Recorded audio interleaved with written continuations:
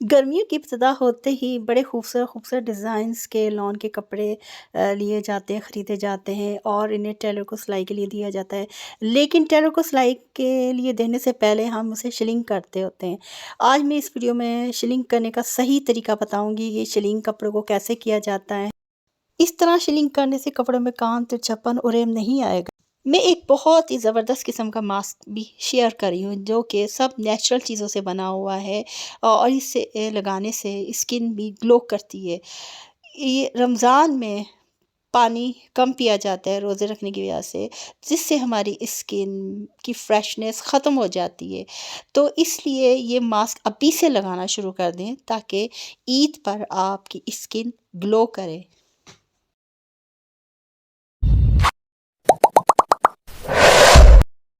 अस्सलाम वालेकुम my YouTube family, welcome to my YouTube channel Fahmi's cooking and kitchen hacks. आदाबी ज़िंदगी है।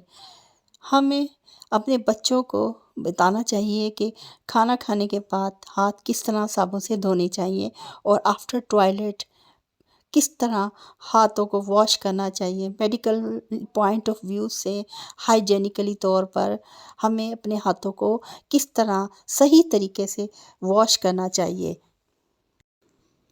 खाना खाने के बाद हमें किस तरह हाथ धोना चाहिए, मेरी इस वीडियो में खाना खाने के बाद हाथ कैसे धोना चाहिए और आफ्टर टॉयलेट किस तरह हाथ धोना चाहिए, सब कुछ मैंने इस वीडियो में शामिल किया है।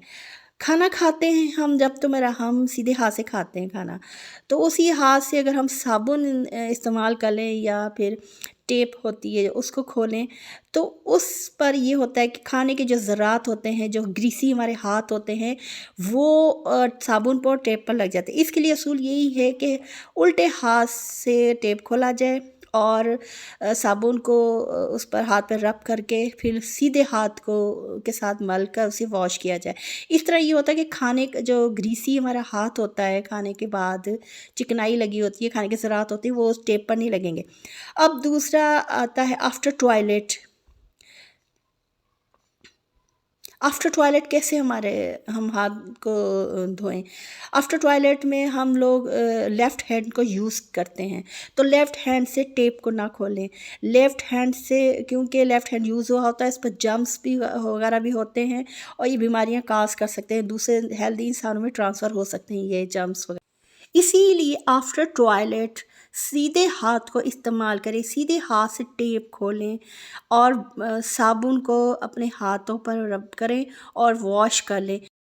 मैंने जो तरीके हाथ धोने के बताए हैं ये मेडिकली पॉइंट ऑफ व्यू से और हाइजेनिकली 100% मुफीद तरीके हैं। मैं जो ऑर्गेनाइज़र बनाने जा रही हूँ इस खाली बोतल से, वो बहुत ही मुफीद कारआमद है, काम का है। इर्द-गिर्द हमारे जब बच्चे पढ़ रहे होते हैं तो वो वहाँ पर पेंसिल शार्प करने की वजह से पेंसिल का जो मटेरियल निकलता है वो आसपास की जगह बहुत गंदी हो जाती है, तो हमें वो पूरी जगह साफ़ करनी पड़ती है। इस तरह एक तो सफाई की ज़हमत से बच जाएंगे और ये एक ऑर्गेनाइज़ तरीके से हमारा काम होगा।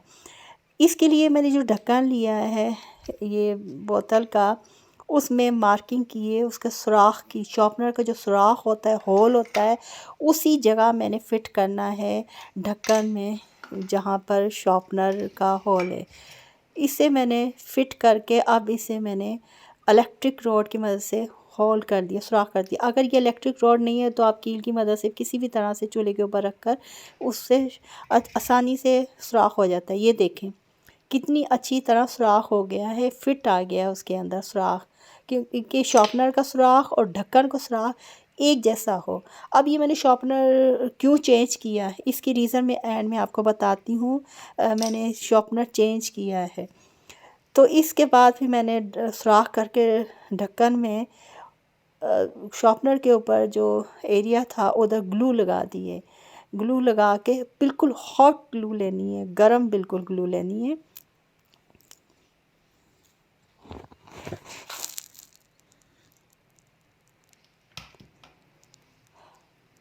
और इस शार्पनर के होल को, जो ढक्कन का मैंने होल किया था, उसके अंदर बिल्कुल सेंटर में ये सुराख होने चाहिए। इस बात का ख्याल रखना, क्योंकि हमने इसके अंदर पेंसिल को शार्प करना है। ये देखें, बिल्कुल इस चीज़ का ख्याल रखना ज़रूरी है कि सेंटर में जहाँ पर हम ये ढक्कन का होल हो, वहीं पर वो शार्पनर का होल इक्वल हो। ये देखें कितनी अच्छी तरह ये इसमें हो गया, फिट आ गया है। अब इस ढक्कन को बोतल के ऊपर फिट कर दें। इस ऑर्गेनाइज़र का ये फ़ायदा होगा, जब पेंसिल को हम इसमें शार्प करेंगे तो पेंसिल में जो मटेरियल निकलेगा वो बोतल के अंदर रहेगा। आसपास की जगह साफ़ सुथरी रहेगी, वहाँ पर ये गंद नहीं पड़ेगा। इस ऑर्गेनाइज़र को बनाने के लिए इस बात का ख्याल रखें कि शार्पनर इस किस्म का ना हो, यानी कि इस तरह ये चौड़ा सा है, ये इस तरह इसके लिड के आगे अंदर नहीं फिट होगा, ये देखें, और ना बोतल के अंदर जाएगा। ये इस बात का ख्याल रखना, ये वाला शार्पनर नहीं, इस तरह का जो स्लिम होता है वो शार्पनर लेना है। और ढक्कन भी इस तरह का लेना है, जैसे ये जैसे सिंपल हो, ये इस तरह का ना हो। स्किन को ग्लो करने के लिए, टाइट करने रखने के लिए, उसको खूबसूरत इफ़ेक्ट देने के लिए आज मैं एक मास्क बना रही हूँ आलमंड, हनी और योगर्ट से। ये बहुत ज़बरदस्त मास्क है। इसे बनाकर रख लें 2-3 दिन तक फ्रिज में, 2-3 दिन तक ये आराम से चल जाता है और इसके कोई साइड इफ़ेक्ट्स नहीं है, क्योंकि ये सब ऑल नेचुरल चीज़ें हैं। केमिकल वाली चीज़ें होती हैं, उनके साइड इफ़ेक्ट होते हैं। ये हर तरह की स्किन पर अप्लाई किया जा सकता है। रमज़ान में हमारी स्किन डल हो जाती है क्योंकि काफ़ी थकावट हो जाती है चेहरे पर, और रोज़े रख रख के फिर बेआरामी से नींद पूरी ना होने की वजह से। इसलिए ईद आने वाली है, तो ईद आने से पहले पहले ये मास्क तैयार करके रख लें और अभी से लगाना शुरू कर दें। ईद पर आपकी स्किन बहुत ग्लो करेगी। इसको डेली भी यूज़ किया जा सकता है आराम से। 10-15 मिनट के लिए इसे स्किन पर लगाएं, चेहरे पर, हाथों पर भी लगा सकते हैं। और उसके बाद हल्का लाइट वार्म वाटर उससे फेस को वॉश कर लें, और उसके बाद जो अपना जो भी जिससे भी साबुन से मुंह धोते हैं उससे फेस वॉश कर लें। फेस वॉश से या जिससे भी, जिस तरह से भी आप करते हो उससे धो लें आप। इसका बहुत अच्छा रिजल्ट आता है। जो पोर्स होते हैं स्किन के वो भी टाइट हो जाते हैं, पोर्स बंद हो जाते हैं, स्किन बहुत अच्छी ग्लो करती है, क्योंकि हनी का भी अपना बहुत फ़ायदा है और आलमंड का पता है विटामिन ई की वजह से इसके बहुत अपने फ़ायदे हैं। आलमंड साबुत भी यूज़ कर सकते हैं, और इसके अलावा इसका अगर ऑयल आपके पास है, खालिस लेकिन हो, ऑर्गेनिक हो, वो ऑयल भी यूज़ किया जा सकता है। और योगर्ट भी ये ऑर्गेनिक मिल्क से मैंने बनाया हुआ है। इन 3 चीज़ों से मिलाकर मैं जो फेस मास्क बना रही हूँ, मैं कई सालों से अपने स्किन पर, फेस पर लगाती हूँ और बहुत अच्छा रिजल्ट मिलता है। कोई इसके साइड इफ़ेक्ट नहीं। जिन चीज़ों में केमिकल होता है उनके साइड इफ़ेक्ट्स हो सकते हैं। ये हर कोई आराम से इस्तेमाल कर सकता है। अब किस तरह इसे बनाना है, सबसे पहले तो जो बादाम है, आलमंड है, इसको पानी में भिगोना है। सॉफ्ट करना बहुत ज़रूरी है, इसके बगैर रिज़ल्ट नहीं अच्छा आएगा, क्योंकि हमारा मकसद एक तो इसका छिलका उतारना है, दूसरा इसको सॉफ्ट, बिल्कुल सॉफ्ट करना, ताकि आसानी से जो इसका मास्क बनाना है वो हो जाए। अब इसे मैं नीम गर्म पानी में डुबोऊंगी। सॉफ्ट कर दिए मैंने, इसके भिगो दिए, और इसे कुछ घंटों तक के लिए छोड़ दूंगी। फिर उसके बाद ये आपको दिखाऊंगी कि कितनी सॉफ्ट हो जाते हैं छिलके उतार कर। इसका रिजल्ट बहुत अच्छा आता है। अगर वैसे ही हम इसको पानी में भिगोकर फ़ौरन जल्दी से इसके छिलके उतार देंगे तो अंदर से वो सख्त रहेगा, नरम नहीं होगा। हमारा मकसद इसको सॉफ्ट करना है, अंदर से, ऊपर से छिलका भी उतारना है, अंदर से सॉफ्ट करना है। इसके लिए बिना इसको सॉफ्ट करना बहुत ज़रूरी है। एक दफ़ा बना के रख ली इस मास्क को और 2-3 दिन तक आराम से चल जाएगा, क्योंकि दही है, दही ख़राब होने का होता है कि ज़्यादा दिन नहीं चलता। आफ्टर सॉफ्ट के मैंने इसके जो ऊपर से छिलके उतार लिए। अब मैं आपको दिखाती हूँ, देखें कितना इसका फ़ायदा, कितनी आसानी से इसका ये टूटेगा। ये फ़र्क होता है बहुत आसानी से। अगर मैं ये वैसे ही अगर पानी में भिगोकर इसको उसी वक्त इसका छिलका उतार देती तो इतना नरम नहीं होता। ये स्किन ग्लोइंग फेस मास्क, उसके लिए जो मैंने ये बादाम इनका पेस्ट बना लिया है, बिल्कुल सॉफ्ट सा, बिल्कुल मुलायम सा ये पेस्ट बना है। जैसे ये हमारा योगर्ट है ना, इसी तरह का ये बादाम का पेस्ट।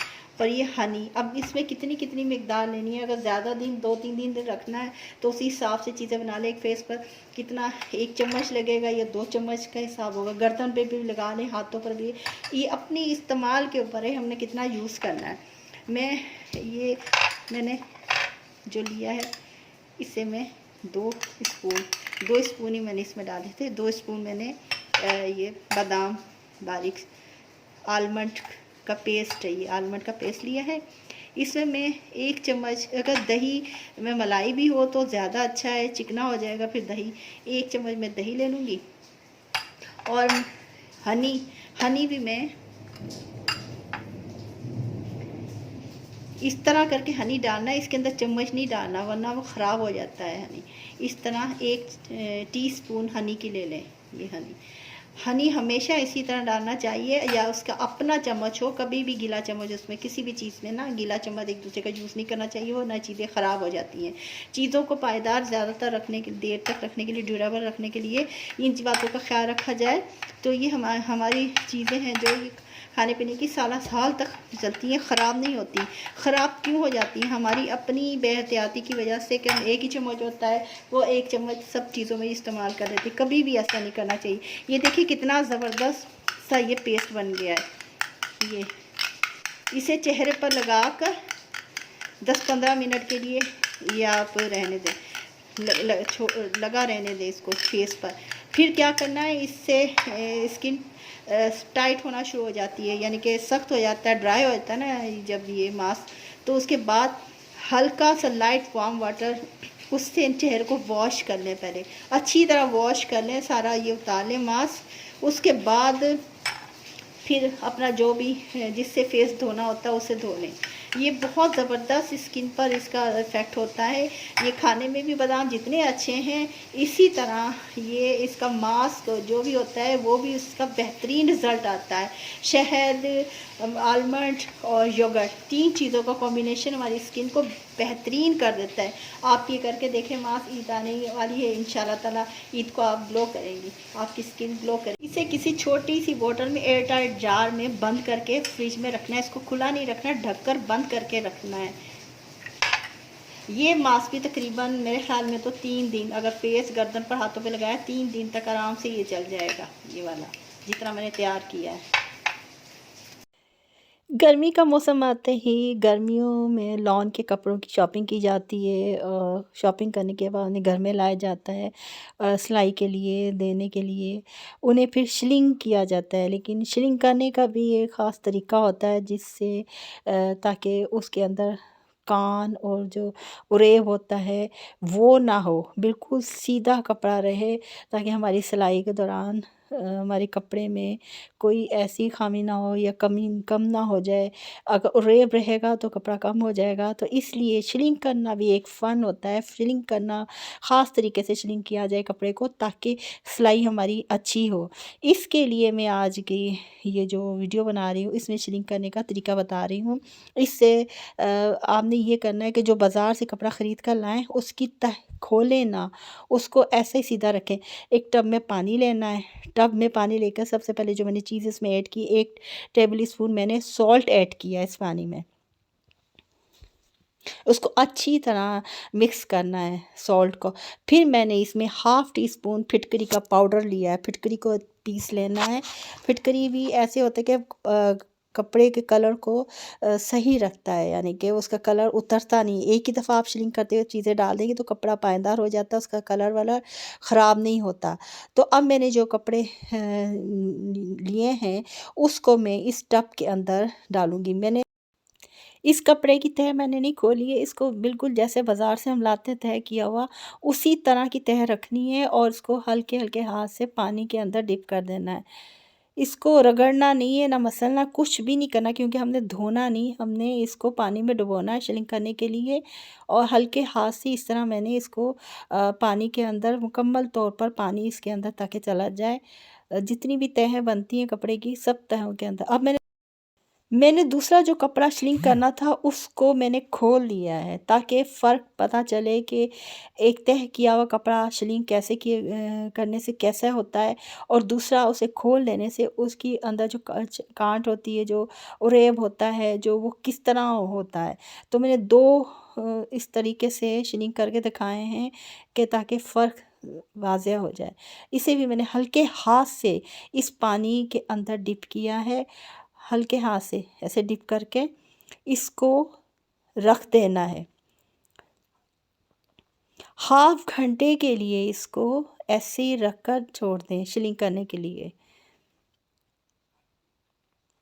हाफ़ घंटे के बाद इसको निकालें और आहिस्ता-आहिस्ता इसके अंदर से पानी निकालें, निचोड़ लें पानी इसका।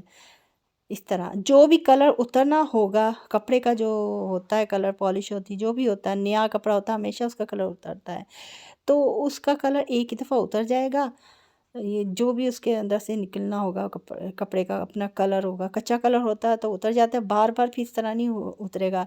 जो फिटकरी और सॉल्ट मैंने इसमें ऐड किया है, एक ही दफ़ा बस इसका कलर उतर जाएगा।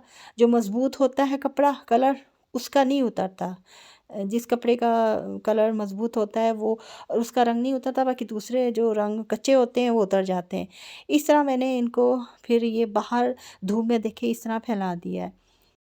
जब ये खुश्क हो गए तो एक कपड़े में ज़्यादा कान आई थी जिसे मैंने खोल दिया था और जिसे बाज़ार से ऐसे लाया था उसमें कान और रेब नहीं आया था।